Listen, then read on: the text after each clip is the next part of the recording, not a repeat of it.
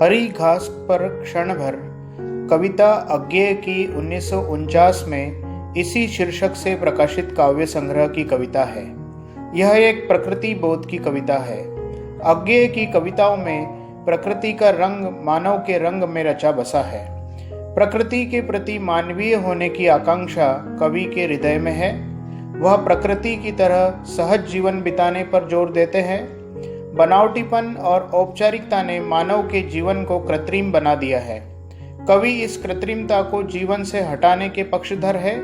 वे इस कविता में मानव को प्रकृति की तरह सहज व सौम्य होने का न्योता देते हैं। आइए इस कविता का पाठ करते हैं, तत्पश्चात इसकी व्याख्या करेंगे। आओ बैठे इसी ढाल की हरी घास पर, माली चौकीदारों का यह समय नहीं है। और घास तो अधुनातन मानव मन की भावना की तरह सदा बिछी है हरी न्योती, कोई आकर रौंदे। आओ बैठो तनिक और सटकर, कि हमारे बीच स्नेह भर का व्यवधान रहे। बस नहीं दरारे सभ्य शिष्ट जीवन की, चाहे बोलो चाहे धीरे धीरे बोलो, स्वगत गुनगुनाओ चाहे चुप रह जाओ। हो प्रकृतस्थ तनो मत कटी छटी उस बाढ़ की सरीखी, नमो खुल खिलो सहज मिलो, अंतस्मित अंत संयत हरी घास सी। यह कविता अज्ञेय की अपेक्षाकृत लंबी कविता है। हरी घास कवि का निजी प्रतीक है। कविता के आरंभ में ही कवि ने हरी घास के प्रतीकार्थ को स्पष्ट कर दिया है। अधुनातन मानव मन की भावना की तरह जो सदा बिछी है हरी न्योती, हरी घास सहजता और मुक्ति का प्रतीक भी है। क्षण का महत्व भी कवि ने आंका है। उस क्षण का महत्व कवि ने आंका है जिसका मनुष्य को शहरी उबाऊ जीवन में प्रायः अनुभव नहीं होता। सहजता और मुक्ति का ऐसा क्षण मनुष्य को बहुत कम मिलता है, जिसमें मनुष्य सामाजिक बंधनों, शहरी जीवन की यांत्रिकता और अपनी संस्कारगत वर्जनाओं को भूलकर उस क्षण को सहज और मुक्त मन से प्रकृति की गोद में बिता सके। इस कविता में कवि शहरी जीवन में डूबे मानव मन को निमंत्रण दे रहा है हरी घास पर क्षण भर आने के लिए। दैनंदिन जीवन को भूलकर प्रकृति के मुक्त प्रांगण में सहज होकर एक क्षण बिताने के लिए आओ बैठे इसी ढाल की हरी घास पर, क्योंकि माली चौकीदारों का यह समय नहीं है। यह व्यंग्यार्थ सार्थक है कि यहाँ इस समय कोई बाहरी बाधा नहीं है, अथवा यहाँ हमारी भावनाओं पर रोक लगाने वाला कोई तत्व नहीं है। अतः जब कोई बाधा नहीं है तो यहाँ हम मुक्त रहेंगे। हरी घास तो सदा की तरह आज भी हमें निमंत्रण दे रही है कि कोई आकर उसे रौंदे। यह हरी घास आधुनिक मानव मन की दबी छिपी भावना की प्रतीक है। मुक्ति और सहज क्षण बिता पाने की भावना आधुनिक मानव के व्यस्त जीवन में उभरती रहती है। हरी घास की तरह सदा हरी व ताजी रहती है, लेकिन इस न्योते को स्वीकारने योग्य क्षण शहरी मनुष्य के जीवन में बहुत कम आता है। कविता की प्रारंभिक पंक्तियों में कवि ने विशिष्टार्थ को स्पष्ट कर दिया है। इसी विशिष्टार्थ की भिन्न भिन्न छवियां शेष कविता में देखी जा सकती है। निमंत्रण, प्रकृति के मुक्त प्रांगण का चित्र और सामाजिक वर्जनाओं की झलक, ये तीन बातें भिन्न भिन्न प्रतीकों, चित्रों तथा उपमानों द्वारा कही गई है। जैसे आओ बैठो तनिक और सटकर, कि हमारे बीच स्नेह भर का व्यवधान रहे। बस नहीं दरारे सभ्य शिष्ट जीवन की। यह प्रथम पंक्ति में निमंत्रण है तथा दूसरी पंक्ति में कवि उस सहजता और मुक्ति की कामना कर रहा है जो दो मनुष्यों के बीच केवल स्नेह के सूत्र से ढूंढी जा सकती है। तीसरी पंक्ति तथाकथित सभ्य शिष्ट जीवन की वर्जनाओं की ओर संकेत करती है। यह स्नेह के लिए व्यवधान का प्रयोग द्रष्टव्य है। शहरी और सामाजिक जीवन में इतने अधिक व्यवधान की आशंका बनी रहती है, इसलिए कवि कह रहा है कि यदि हम में कोई व्यवधान रहना ही है तो वह केवल स्नेह का रहे। तीसरी पंक्ति में व्यवधान का अर्थ और खुलता है। तथाकथित आधुनिक सभ्यता ने कृत्रिम तौर पर इतना शिष्ट बना दिया है कि हम परस्पर बातचीत करते हुए भी कृत्रिमता को छोड़ नहीं पाते। तथाकथित सभ्यता ने ग्रस्त कृत्रिमता मनुष्यों और मनुष्य के मनों के बीच दरारें खड़ी कर देती है। कवि इन्हीं दरारों को भरने के लिए स्नेह की आवश्यकता अनुभव करता है। मुक्ति के इस क्षण में जीते हुए परस्पर बातचीत करना आवश्यक नहीं है।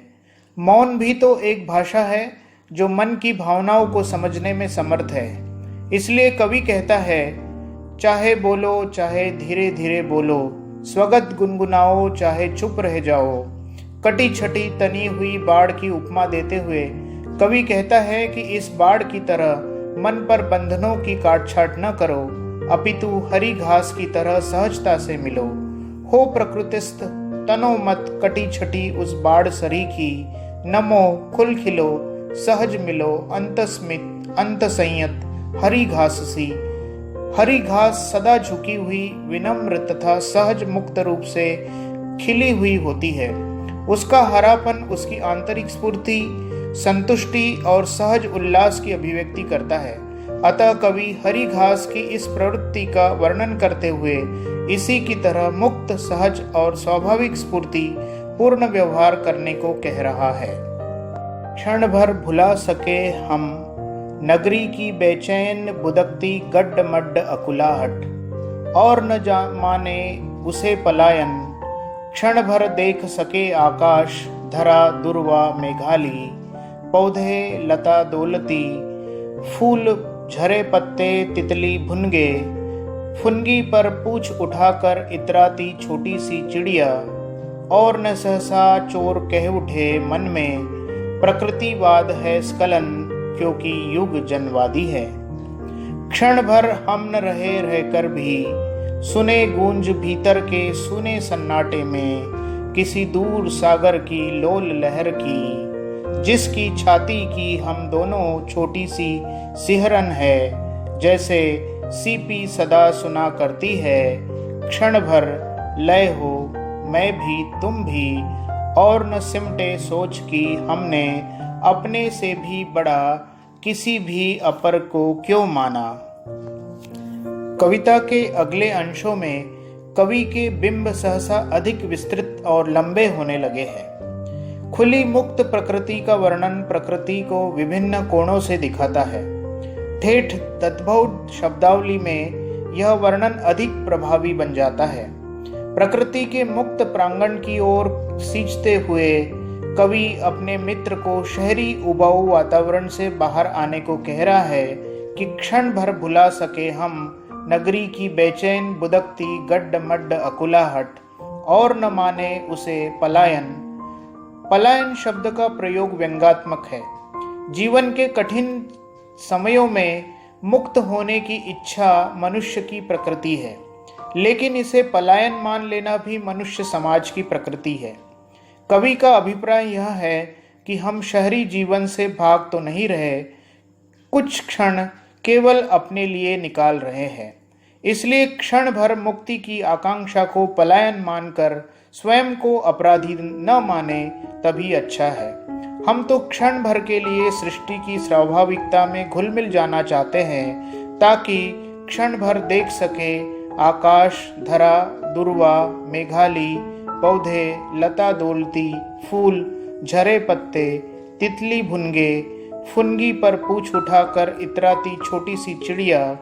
कविता का यह संश्लिष्ट बिंब लघु लघु बिंबों की सह संयोजन से बना है। लता दौलती लघु बिंब जीवन की सहजता को अभिव्यक्त कर रहा है। यह दौलती जैसी तद्भव क्रिया बिंब को अधिक जीवंत तथा सहज उल्लासपूर्ण बना देती है। फुनगी पर पूछ उठाकर इतराती छोटी सी चिड़िया मनुष्य को प्रकृति की गोद में लाकर उसे मुक्ति और स्वच्छंदता का अनुभव कराने के लिए पर्याप्त है। इस बिंब के पश्चात एक बार फिर कवि को यह ध्यान रह जाता है कि हम उबाऊ शहरी जीवन के कुछ क्षण चुराकर प्रकृति की गोद में आए हैं। इस बार की आशंका समाज की पंक्तियों को की नहीं, अपने ही मन में उठने वाले द्वंद्व की है, और न सहसा चोर कह उठे मन में प्रकृतिवाद है स्खलन, क्योंकि युग जनवादी है। अतः कवि फिर शहरी जीवन पर व्यंग कर रहा है।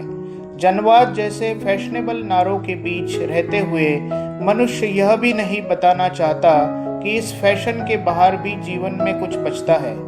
इस भावना से कवि बचना चाहता है और स्वयं को प्रकृति के क्रियाकलापों में लीन कर लेना चाहता है। क्षण भर हम न रहे, यह इच्छा इसलिए कि कुछ क्षणों के लिए ही सही हम अपने शहरीपन में गढ़े हुए व्यक्तित्व को भूल जाए। यदि रहे भी तो भी हमारा तन मन किसी भी शोर शराबे को भूलकर सूने गूंज भीतर के सूने सन्नाटे में किसी दूर सागर की लोल लहर की, जिसकी छाती की हम दोनों छोटी छोटी सी सिहरन है, जैसे सीपी सदा सुना करती है। यह सागर प्रकृति की विशाल चित्रपटी है। प्रकृति में मनुष्य का अस्तित्व उतना ही लघु है जितना सागर में छोटी से छोटी लहर का अथवा सीपी का। सीपी सागर में मौन निश्चल पड़ी रहती है, उसी प्रकार कवि की इच्छा है कि हम अपने मौन में, अपने मन के सूने सन्नाटे में प्रकृति रूपी सागर की हलचल ध्वनि को सुन सके। इन पंक्तियों में सुना सन्नाटा प्रयोग द्रष्टव्य है। आधुनिक वैज्ञानिक युग में मनुष्य स्वयं को सर्वशक्तिमान समझने लगा है। प्रकृति पर विजय पाने की उसकी इच्छा हर पल प्रबल होती जाती है। मनुष्य की इसी भावना को नकारते हुए कवि स्वयं को विराट प्रकृति का एक अति लघु अंश मान रहा है और मुक्ति के इस क्षण में प्रकृति की गतिविधियों को घुल मिल जाना चाहता है। ऐसा हो सके इसके लिए मन से यह भावना निकाल देनी होगी कि हमसे बड़ा और शक्तिशाली कुछ नहीं है, और न सिमटे सोच कि हमने अपने से भी बड़ा किसी भी अपर को क्यों माना। सिमटे शब्द में मनुष्य के अहम युक्त संकोच की ध्वनि है।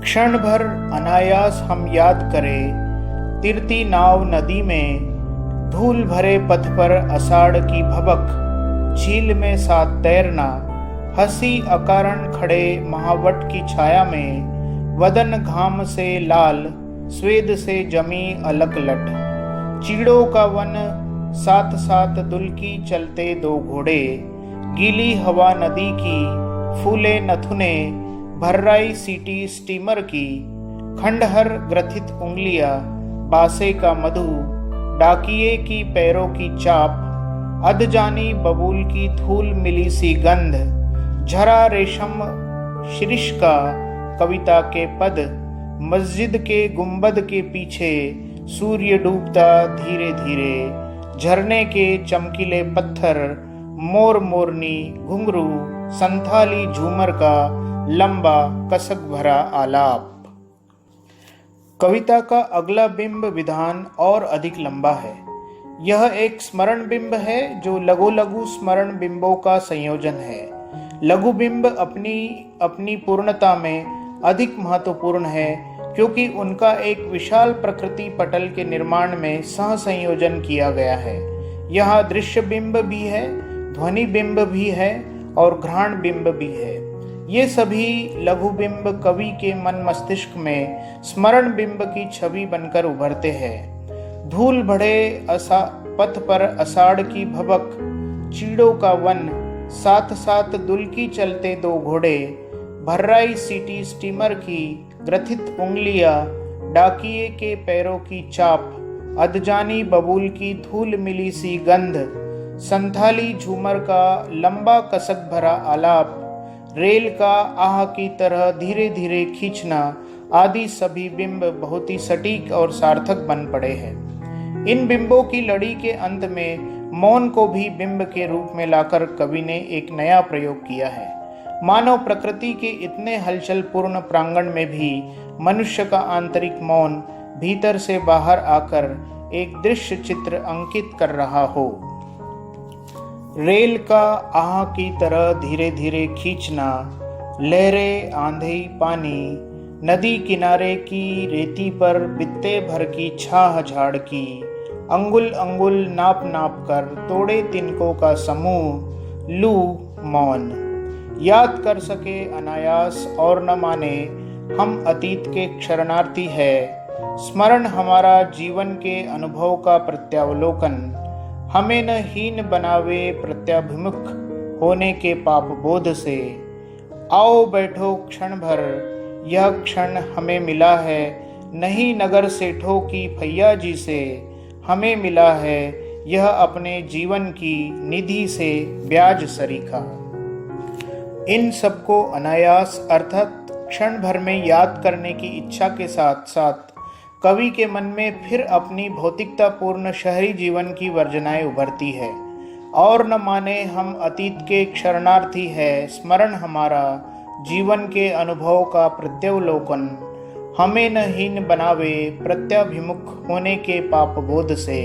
अर्थात आधुनिक युग की तथाकथित प्रगतिशील विचारधारा के समर्थक हम अतीत की याद करना अथवा जीवन में संचित अनुभवों का निस्संग दृष्टि से अवलोकन करना अपनी प्रगतिशीलता में बाधक मानते हैं। हमें लगने लगता है कि हम आगे नहीं पीछे की ओर जा रहे हैं, लेकिन कवि का यह कहना है कि प्रकृति और जीवन के संचित अनुभवों का प्रत्यावलोकन हम में हीनता न भरे और न ही हम में यह बोध जगाए कि हम पिछड़े रहे हैं। हम तो अपने यांत्रिक जीवन से सहजता और मुक्ति का केवल एक क्षण चुन रहे हैं। इस क्षण का बहुत महत्व है। यह क्षण हमें अपने अस्तित्व का बोध करवाता है। विशेष बात तो यह है कि यह क्षण हमें अपने जीवन की निधि से ब्याज सरीखा मिला है, न कि नगर सेठों की फैया जी से। यहाँ कवि व्यंग का सहारा लेता है। आधुनिक शहरी जीवन में मनुष्य मशीनों का गुलाम तो हुआ ही है, कुछ अधिक शक्तिशाली मनुष्यों की इच्छाओं का अनायास गुलाम हो गया है। ऐसा अनुभव होता है कि हमारा एक एक क्षण उन्हीं के पास बंधक है। फिर भी मुक्ति और सहजता का यह अमूल्य क्षण हमें अपने जीवन की अमूल्य निधि से चुराया है। नगर सेठों की मेहरबानी से हमें यह नहीं मिला है, अतः इसका उपयोग अपनी इच्छा से करना हमारा अधिकार है। आओ बैठो क्षण भर तुम्हें निहारूं, अपनी जानी एक एक रेखा पहचानूं, चेहरे की आँखों की अंतर्मन की और हमारे साझे की अनगिन स्मृतियों की। तुम्हें निहारूं झिझक न हो कि निरखना दबी वासना की विकृति है। धीरे धीरे धुंधले में चेहरे की रेखाएं मिट जाए, केवल नेत्र जगे उतने ही धीरे हरी घास की पत्ती पत्ती भी मिट जावे, लिपट झाड़ियों के पैरों में और झाड़ियां भी घुल जावे। क्षिति रेखा के मसृण ध्वांत में केवल बना रहे विस्तार हमारा बोध मुक्ति का, सीमाहीन खुलेपन का ही। जीवन की निधि से मिले इस अमूल्य क्षण में कवि मौन की भाषा अपनाना चाहता है। इस अमूल्य क्षण में वह विशाल प्राकृतिक पट्ट को चलचित्र की भांति देखना चाहता है, लेकिन साथ ही साथ अपने मित्र के अस्तित्व को भी नहीं भुलाता। भीतरी पहचान को गहरा करने की इच्छा, एक आत्मीयता का बोध जगाने की इच्छा पूर्ति के लिए वह मौन की भाषा का आश्रय लेना चाहता है। आओ बैठो क्षण भर तुम्हें निहारूं, अपनी जानी एक एक रेखा पहचानूं, चेहरे की आँखों की अंतर्मन की और हमारे साझे की अनगिन स्मृतियों की तुम्हें निहारूं। शहरी जीवन की यांत्रिकता और समाज की वर्जनाएं नगर में रहने वाले मनुष्य पर कितनी हावी होती है, कविता में इसका अनुभव बार बार होता है। कवि व्यंग द्वारा इसका प्रमाण देता है। अपने मित्र के साथ बैठे हुए मौन होकर एक दूसरे को निहारते हुए भी उसका मन आशंकित है, अपने से नहीं अपितु समाज की नजरों से। इसलिए वह कहता है कि झिझक न हो कि निरखना दबी वासना की विकृति है। इन पंक्तियों में समाज के दृष्टिकोण के प्रति व्यंग किया गया है।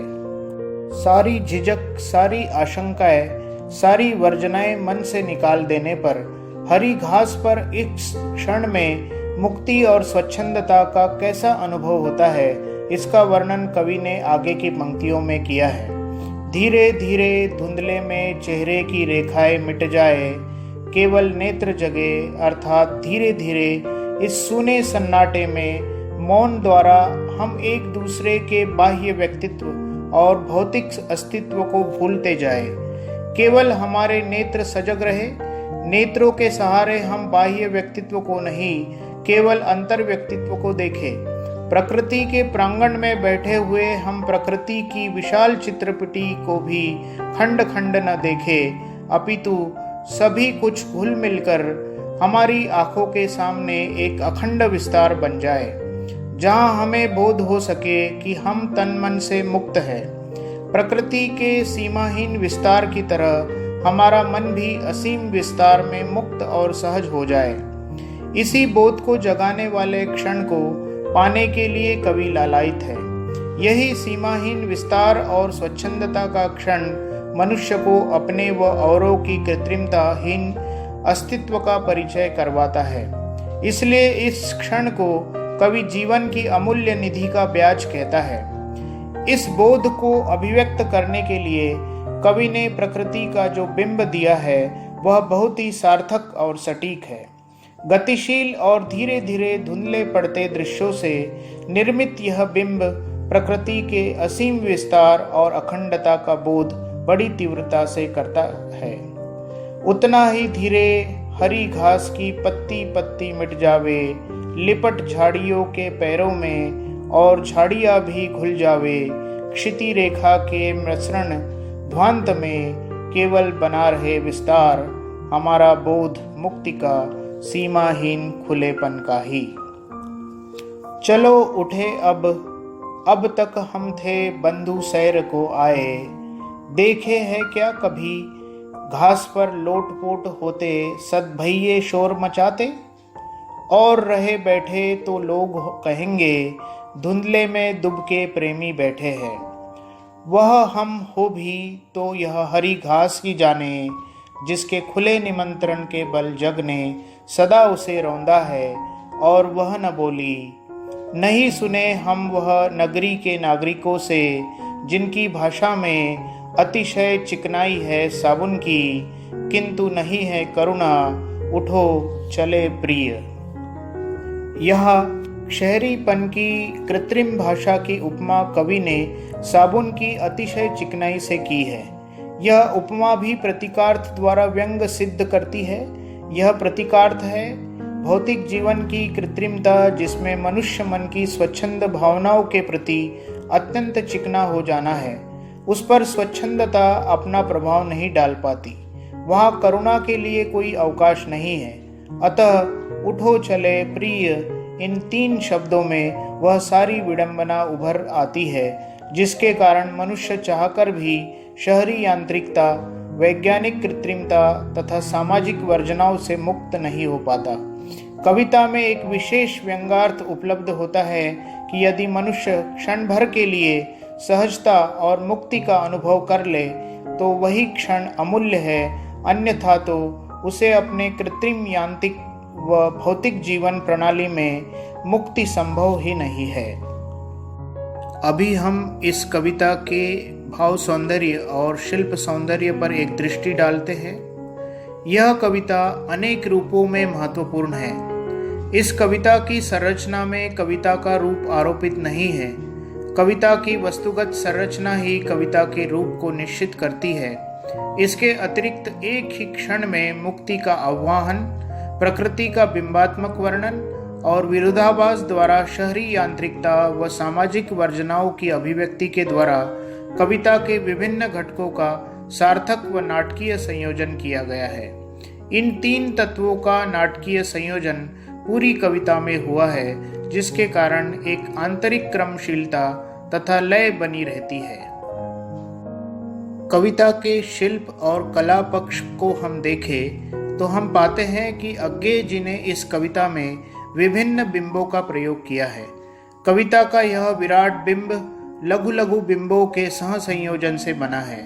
लता दोलती लघु बिंब जीवन की सहजता को अभिव्यक्त कर रहा है। यहाँ दोलती जैसी तद्भव क्रिया बिंब को अधिक जीवंत तथा सहज उल्लासपूर्ण बना देती है। फुनगी पर पूंछ उठाकर इतराती छोटी सी चिड़िया मनुष्य को प्रकृति की गोद में लाकर उसे मुक्ति और स्वच्छंदता का अनुभव कराने के लिए पर्याप्त है। तद्भव शब्दों के कारण नवीन अर्थ सृष्टि, नवीन प्रतीक विधान व्यंजित हुआ है। दोलती लता, चीड़ों का वन, साथ साथ दुलकी चलते दो घोड़े, नदी के किनारे की रेती पर बित्ते भर की छां आदि अनेक चित्र अपनी तद्भव प्रकृति के कारण ही अधिक सुंदर बन पड़े हैं। इस कविता में दृश्य बिंब भी है, ध्वनि बिंब भी है और घ्राण बिंब भी है। ये सभी लघु बिंब कवि के मन मस्तिष्क में स्मरण बिंब की छवि बनकर उभरते हैं। धूल भरे पथ पर आषाढ़ की भबक, भर्राई सीटी स्टीमर की ग्रथित उंगलियां, डाकिये के पैरों की चाप, अधजानी बबूल की धूल मिली सी गंध, संथाली झूमर का लंबा कसक भरा आलाप, रेल का आह की तरह धीरे धीरे खींचना आदि बिंब बहुत ही सटीक और सार्थक बन पड़े हैं। इन बिंबों की लड़ी के अंत में मौन को भी बिंब के रूप में लाकर कवि ने एक नवीन प्रयोग किया है। मानव प्रकृति के इतने हलचल पूर्ण प्रांगण में भी मनुष्य का आंतरिक मौन भीतर से बाहर आकर एक दृश्य चित्र अंकित कर रहा हो। यहाँ मुहावरों का प्रयोग भी दृष्टिगत होता है।